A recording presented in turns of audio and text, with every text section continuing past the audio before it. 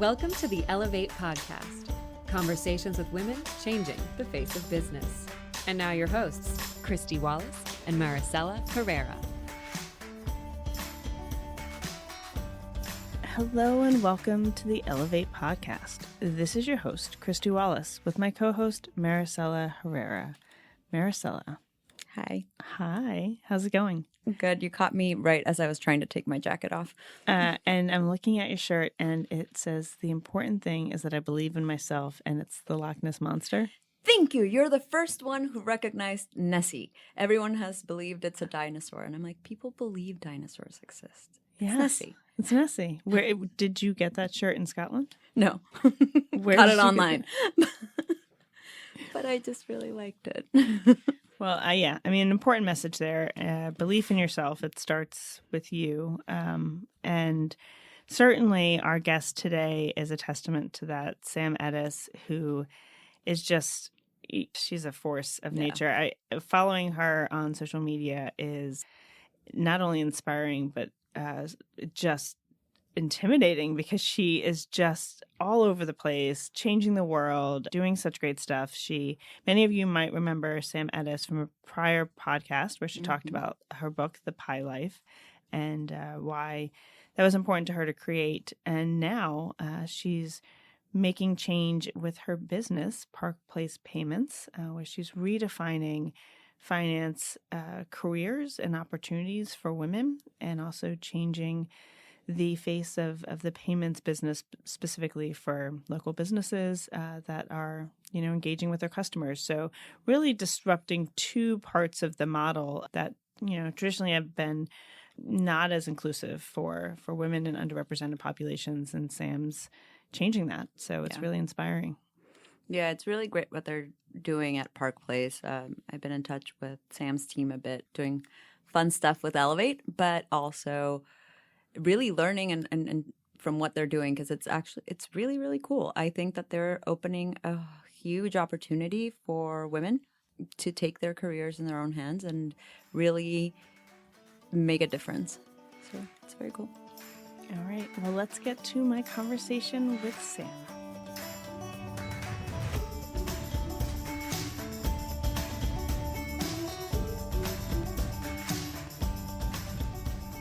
Sam, thank you so much for joining us today on the Ellevate podcast. It is always a pleasure to catch up with you, and particularly now we get to do it over the podcast. So welcome. Thank you. Thanks so much. We've got lots to cover. You just launched a new business this year, or I guess last year. You're doing some amazing things, but I want to start and set the stage, hear a little bit about your background, and if you wouldn't mind sharing that with our community, how you got to where you are today. Sure. So I graduated from business school and started a company. At the time, it was pretty rare to go into anything entrepreneurial because most of my classmates were focused on consulting or banking. But I wanted to launch a company that was focused on personal branding. Now, I'm going to date myself a little bit. This was 2001, and nobody knew what a personal brand was, whereas today everyone, can say I'm a little bit like, this company. And I mean, everyone knows what a personal brand is today. But I was a little early to the party, and it morphed more into a PR firm because that's what people were really willing to pay for. And we represented a bunch of CEOs and different experts. And along the way, I recognized that you couldn't help people reach their professional potential without also addressing their personal life. Because if your personal life is in disarray, it's really hard to have a lot of success professionally. So there was always something personal that was holding everyone back, whether it was marital problems or debt or health issues or parenting issues. I recognized that there was always something personal. So I delved into work-life balance about 10 years ago and saw that there was no expert focusing on it. And I basically made myself into this de facto expert by reading and researching and talking to as many people as possible. And over the last 10 years, I've worked with thousands of women. And that was basically the premise of the last book I did, in which I interviewed 100 women, including Sally Krawcheck, and that was The Pie Life, a guilt-free recipe for success and satisfaction. So it was basically a playbook for how to thrive professionally and personally at the same time. It is a phenomenal book. We're so fortunate to have you at some Ellevate events talking about that. What were your big learnings from that? I mean, it still surprises me every time I'm out there meeting people or speaking at an event. The first questions I always get are about, how to find that balance, or, more importantly, I think is the integration, because things are never truly balanced. And you have such phenomenal insights. So what were some of the findings from the Pie Life? Well, I recognize that the most fulfilled women were those that were involved in 7 different areas of their life, not just 1 or 2. And I think oftentimes when we get overwhelmed, we tend to blame work for our problems, as opposed to realizing that we really need to be in control of our own lives. And that means thinking about how you're going to incorporate your family, your career, your health, your friends, your hobbies, your community, and your relationship into your life.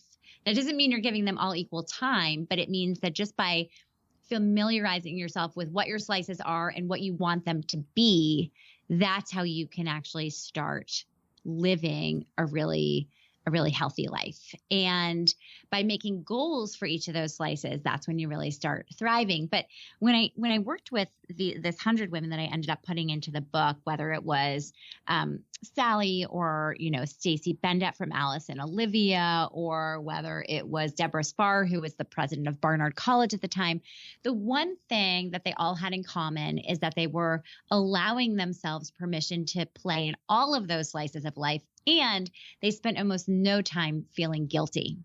And I think that what prevents women from staying in the workforce is this enormous guilt we put on them. And I think that as a society, we do it from the moment they get pregnant. We say, oh, are you going to work or stay home? As though that's a choice.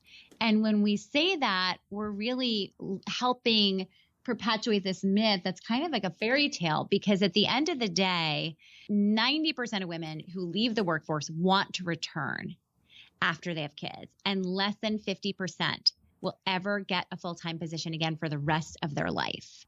So we're much better off sharing with women that when you leave, you're leaving forever, because that's the likely outcome. So this kind of brings me to what I'm doing now, which is that, when I was on my book tour for the Pie Life, the one group of women I was unable to help were the women who'd already left the workforce and wanted to return, and recognized that there was almost no opportunity for them to do that. And I was very frustrated with my inability to help these women. And at the same time, I recognized how many of them had started to sell makeup and skincare or clothing or essential oils to their friends through multi-level marketing companies. And I thought, why are these highly educated, incredibly experienced former professionals only left with that as an option? And that wasn't even generating martini money for 98% of them. So I thought, what if you trained that group of women to sell financial services so that they were making recurring revenue, but at the same time, they were boosting their resume with a legitimate job title working for a financial services company. And I'd had this front row seat for the last 10 years to the credit card processing industry.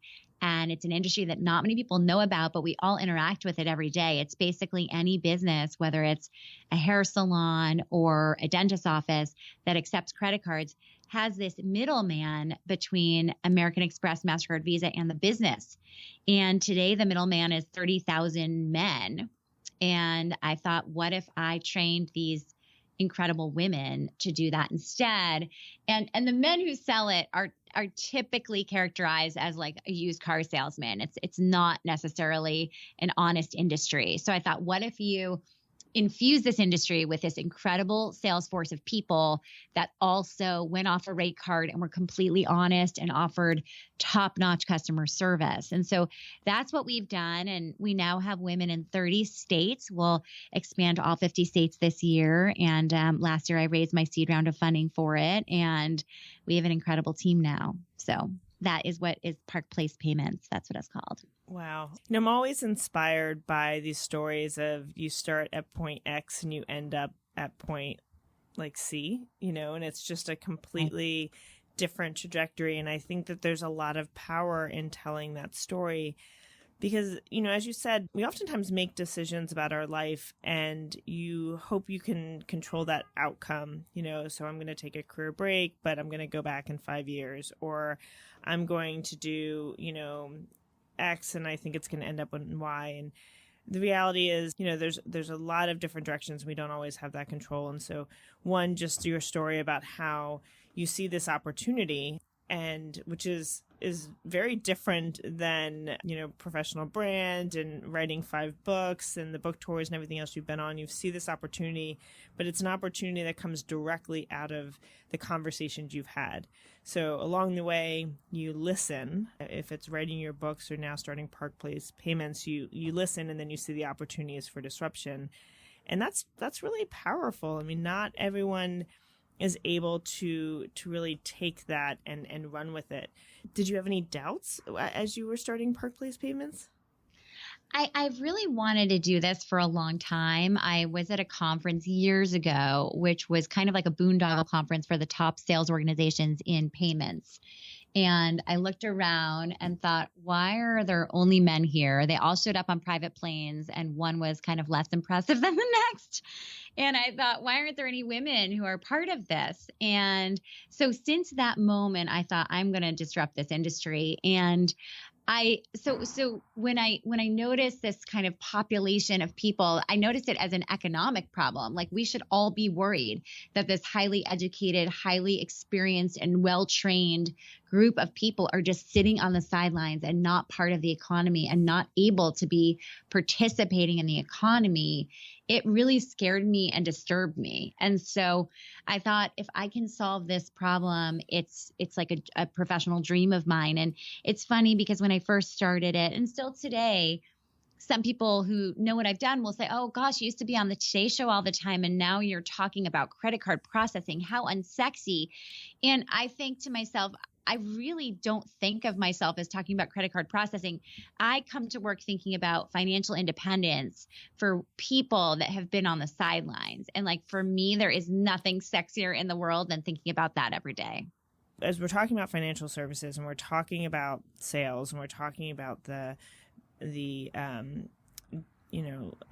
few numbers of women within those fields, then I imagine that is a barrier that you need to address, which is, we do the training, anyone can do this, and it's a great opportunity. Yeah, I think that I have so much to say about confidence. I'm kind of obsessed with what makes someone confident and why more women don't have it. And I think a lot of it is about how we raise girls versus how we raise boys. So I personally think it starts very early on. How often does a girl hear a message? Just go for it, right? And boys hear that all the time. And girls are taught to be good and don't get your dress dirty. And it's just constant, oh, you're so polite. But when you're complimenting someone on being polite and looking pretty, those are very different characteristics than someone who's saying, you've got this, go for it, get dirty, try everything, take the risk. And so I think a lot of it stems from that. And a lot of it stems from role modeling. What does someone grow up with and see at home? Do they see the breadwinner father and the stay-at-home mother, or do they see a woman who's out there doing things and seizing opportunities and not playing second fiddle?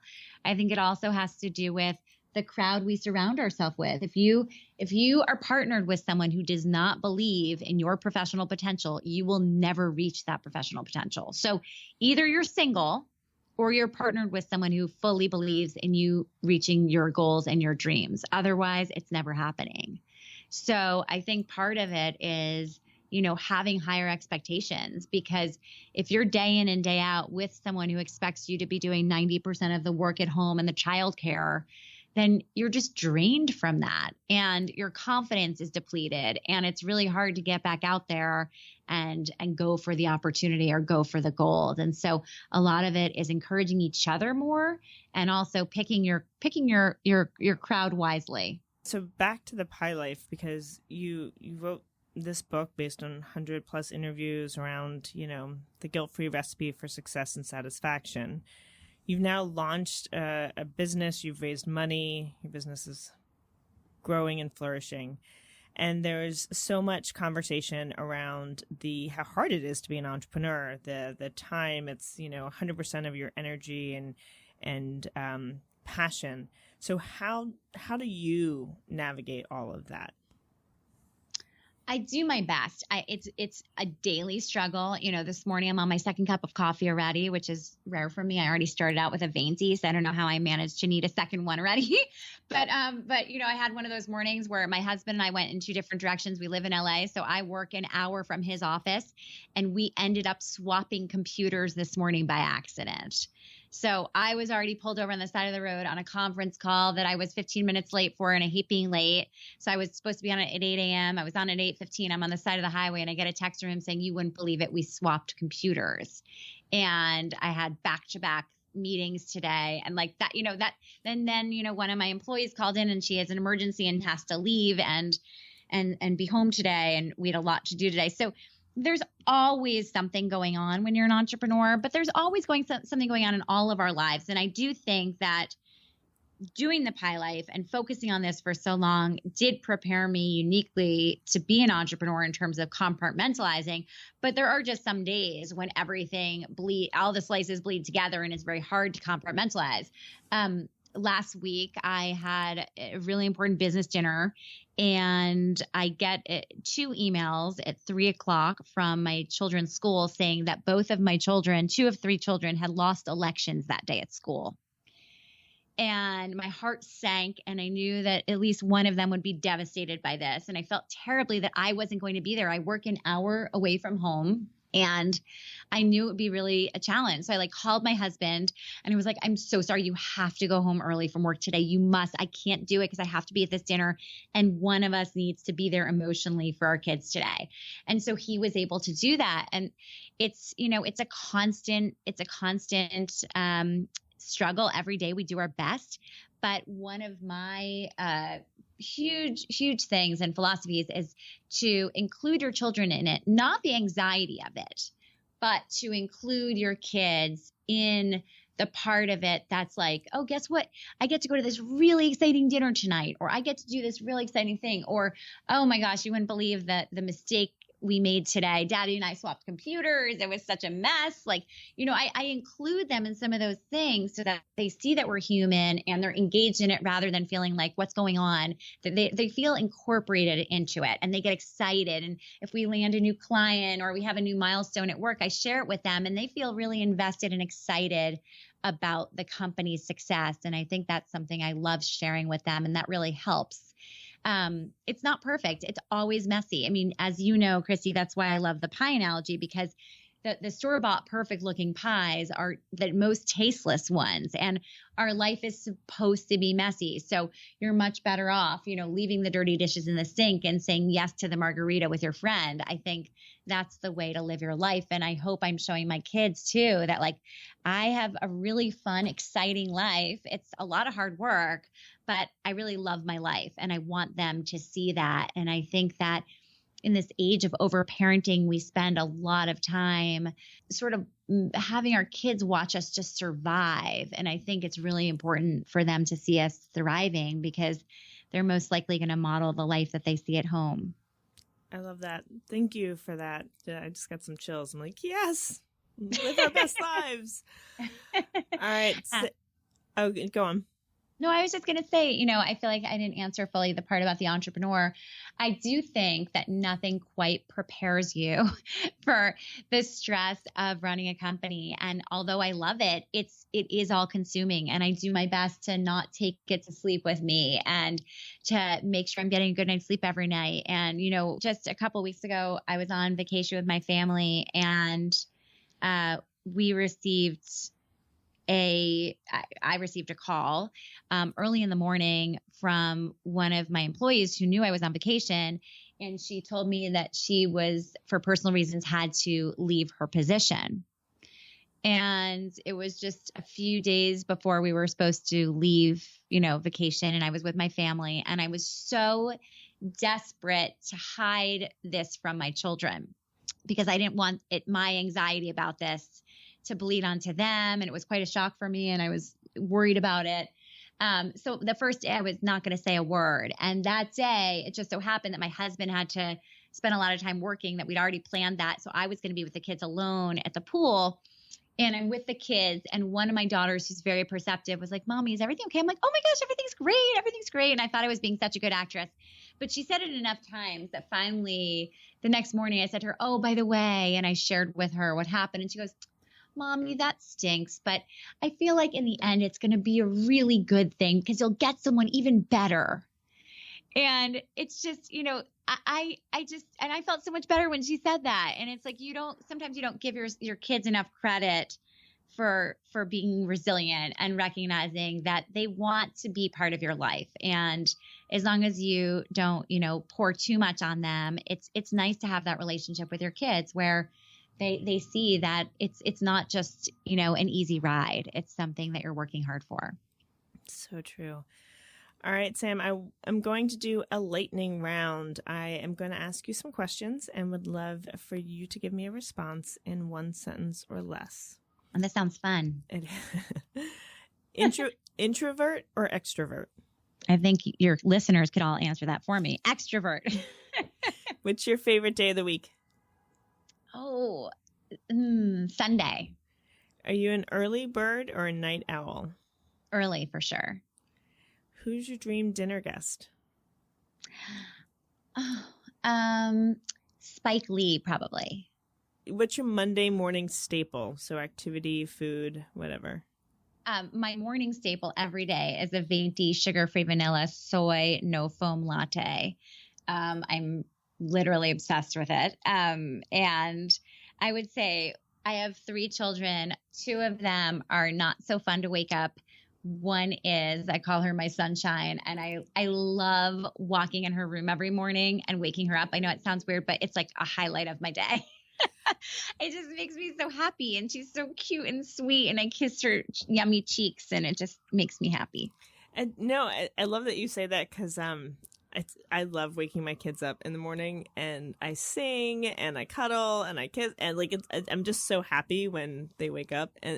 And sometimes it goes south really fast, but depending on how much sleep they got the night before. But it is, I'm really happy. I've never heard someone say that before, and it's one of my favorite things. So I love that. Yeah. What's your favorite recent read? I loved Where the Crawdads Sing. I just loved it so much. I also, there's a book I just loved. It was not Conversations with Friends. That was her second book. It was the first book she did. I have to remember that. I can't remember the title right now. And I'm just about to start Overstory, but I don't know much about it. Okay. But I'm always reading a book.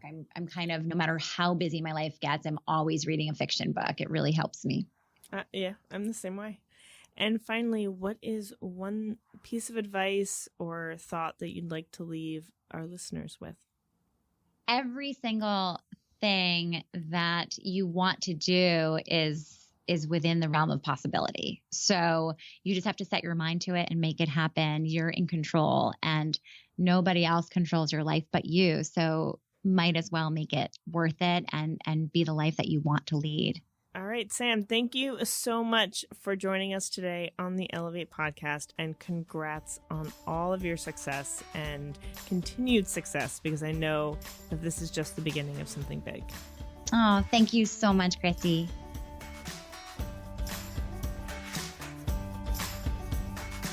Thanks so much for listening to Ellevate. If you like what you hear, help a girl out. Subscribe to the Ellevate podcast on iTunes. Give us 5 stars and share your review. Also, don't forget to follow us on Twitter at EllevateNTWK, that's Ellevate Network, and become a member. You can learn all about membership and all the great things that Ellevate Network is doing at our website, www.ellevatenetwork.com. That's ELLEVATE network.com. And special thanks to our producer, Catherine Heller. She rocks. And to our voiceover artist, Rachel Griesinger. Thanks so much, and join us next week. Wendy's home-style French toast sticks are so delicious, some are saying that they're better than their mom's breakfast. Excuse me, did you just say Wendy's French toast sticks are better than my breakfast? Mom, is that you? Answer the question. I said some people are saying that because they're so crispy on the outside and fluffy on the inside and perfect in every way. Uh-huh. And what do you think? I think it's time to tell people to choose wisely. Choose Wendy's sweet and crispy home-style French toast sticks. That's still not an answer. At participating U.S. Wendy's during breakfast hours.